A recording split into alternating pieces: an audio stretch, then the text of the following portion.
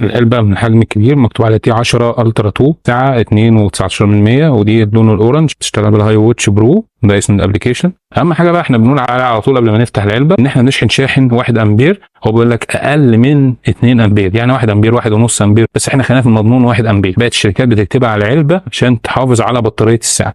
نفتح بقى العلبة ونشوف المحتويات. اول حاجة هنلاقيها كتيب التعليمات، بيبقى مشروع فيه التفاصيل بتاعت الساعة، وفي الكيو ار كود بتاع البرنامج واسمه، وهنلاقي الاستراب سيليكون، الشاحن الوايرلس يو اس بي، طبعا لسه قايل لكم دلوقتي اشحنها ازاي، واخر حاجه واهم حاجه الساعه، لوك ومسامير.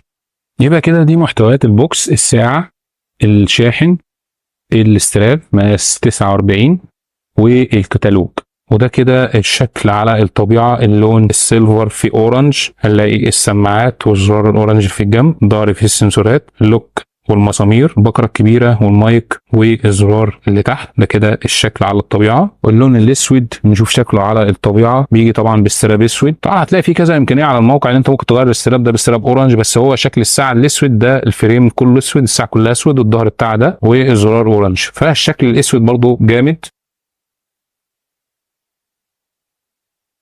دي كده واجهة الساعة، طبعا دي سكرين عليها. خلينا الأول نشوف الخلفيات. أدي أول خلفية، التانية تعمل معانا الشكل ده، التالتة، الرابعة، الخامسة، الستة، السبعة.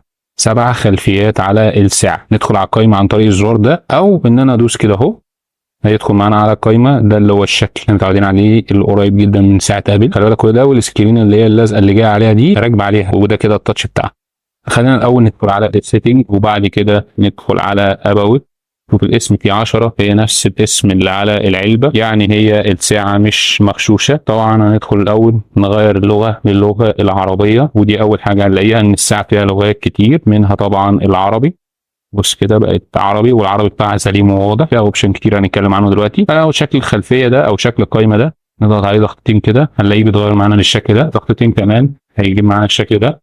3، 4، 5 اشكال للقائمه الداخليه. طبعا هنلاحظ اول حاجه اللي هو بالطول ده العربي بتاعه متشقلب. طيب هل معنى كده ان ده في مشكله في العربي؟ لا، لان انا لو جيت لاحظت مثلا القائمه دي العربي واضح، بص سجل الهاتف المسجل، يعني كده مفيش مشكله، غير في شكل قائمه معين ده مش مشكله في العربي نفسه. خلاص نشوف بقى لو سحبنا كده وبيغير الخلفيات. طيب لو سحبنا كده هيجيب لنا الاختصارات، اليوم والتاريخ والوقت وكده، واخر البرامج اللي انت كنت مشغلها. لو سحبنا بقى من تحت لفوق هيجيب لنا الستاره اللي هي فيها نمط القائمه 1 2 3. شوف ان انت عايز اللي هم ال6 انماط بتوع القائمه. ده البلوتوث بتاع الساعه، يعني لو قفلت البلوتوث مش هعرف ان انا اتكلم من الساعه مكالمات، فلازم اشغله عشان خاطر اعمل اتصال بلوتوث مع البرنامج. وده طبعا هنشوفه فيديو طريقه ربط الساعه دي باي موبايل اندرويد او ايفون. وهنلاقي الكشاف ووضع عدم الازعاج، والاير بلان مود اللي هو وضع الطيران زي الموبايل بالظبط، نسبه الشحن، والشبكه اللي هي الاتصال بلوتوث يعني. ودي كده كل حاجه موجوده في الستاره اللي تحت. طب لو سحبنا من فوق هيجيب لك الاشعارات، طبعا انا شريتها بالموبايل فمش هيجي لي اي اشعار. لو دوست على الزرار ده بيقفل الشاشه ويجيب لي خاصيه الاولويز ان ديسبلاي اللي هي الشكل العقارب. ندخل بقى على القائمه ونشرحها حاجه حاجه. اول حاجه الاتصال، ده سجل الهاتف اللي هو بيبقى فيه الاسامي،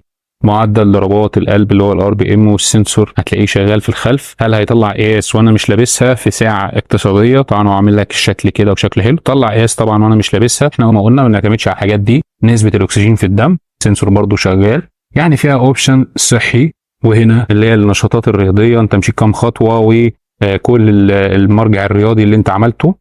هنا نبضات القلب، والسنسور شغال برضو نفس القصه. هنا ده الاوبشن الرياضي، فيها كام برنامج رياضي؟ 7 برامج رياضيه. ده كده الشكل بتاعه. تقدر طبعا تشغل موسيقى وانت بتشتغل بالنشاط الرياضي، يعني انت بتجري ولا حاجه ممكن توقف وتشغل، وممكن تشغل موسيقى على الموبايل وكده طبعا النشاط شغال. هنا تاخد سيلفي بكاميرا موبايل، تستخدم الساعه كريموت. ده ضغط الدم، اوبشن صحي برضو.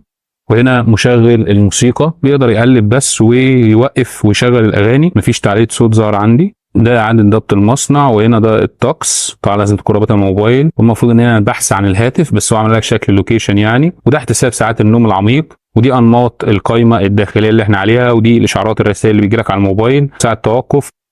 وده تعمل له سكان عشان تنزل الابلكيشن الخاص بالساعه. السيتنج، هنا السيتنج تغيير الساعه دي مشهد 1 أو 2. ده سيري، لازم تكون رابطها بالموبايل.